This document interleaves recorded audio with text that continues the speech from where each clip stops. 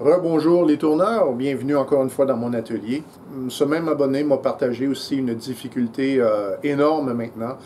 Alors l'idée ici est comment récupérer un affûtage hors norme et revenir à la normale. Alors d'emblée disons ceci, une gouge à profiler qui sort de l'usine a ce biseau-ci. Alors vous remarquez comment c'est fait. Alors, c'est un biseau qui est possiblement 40-45 degrés. Et en vérité, en tout cas à ma connaissance, il n'y a pas beaucoup de tourneurs qui utilisent une gouge à profiler comme ça. Au contraire, on va avoir ce qu'on appelle un profil un peu comme les ongles d'une personne, d'une femme entre autres. Donc, comment est-ce qu'on fait pour aller rattraper ça? On va aller autour et on va refaire la démonstration. J'aimerais insister sur le fait que pour qu'un affûtage soit bien réussi, l'idée est d'être capable de le reproduire à volonté. Et donc, il ne faut pas que le système change. J'ai des meules, moi, de 150-152 mm de diamètre. J'ai une butée ici qui me sert pour la pochette One Way. Alors, le devant ici correspond avec le devant de la meule.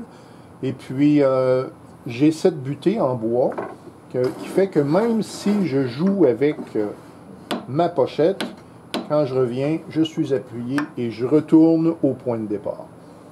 Pour l'affûtage de ma gouge à profiler, j'ai ce petit, une autre butée que j'installe là. Ma gouge à bol et ma gouge à profiler ont exactement la même distance, je ne touche à rien. Cependant, dans la pochette, je mets ce petit bloc de bois qui va être pour la gouge à profiler. Donc, dans l'idée d'être répétitif, ma pochette ne change jamais. J'ai toujours 50 mm de dépassement. Donc, ça, c'est toujours 50 mm. Et quand je m'appuie dans la pochette, je fais un tour comme ça, et voilà, c'est fait. Et ça sera toujours fait de la même façon. Donc, ça m'assure d'être répétitif. Là, maintenant, on a un affûtage qui doit être rattrapé. Alors, ça, c'est ma vieille gouge à profiler. Alors, pour avoir le devant en ongle, alors, ce qu'il faut faire, c'est mettre la gouge à l'envers et aller refaire, en fait, aller refaire cette pointe.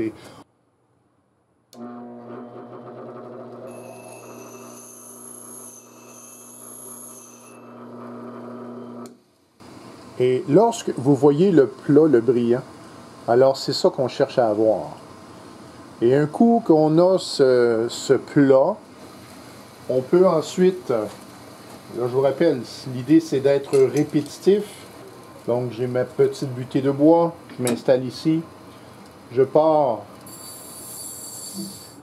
je démarre ma meule et je vais aller faire le joint entre le plat. À partir du moment où je ne vois plus le plat, nous sommes aiguisés.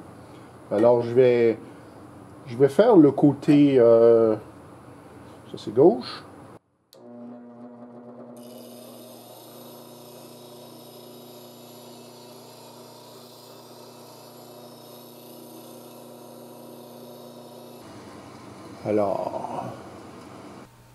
Alors en vérité, tourneur, le côté gauche n'est pas tout à fait affûté.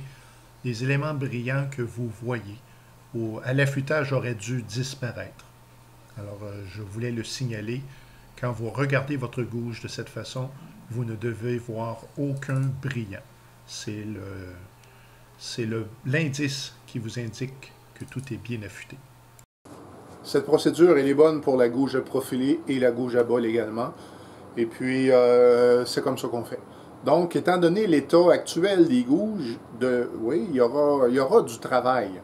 Mais quand on sait quoi faire et qu'on sait comment le faire, à ce moment-là, il y a beaucoup de pression qui s'en va. Alors, j'espère, chers abonnés, que ça vous a été utile. Si c'est le cas, faites-moi signe. Et puis, au plaisir de se revoir bientôt.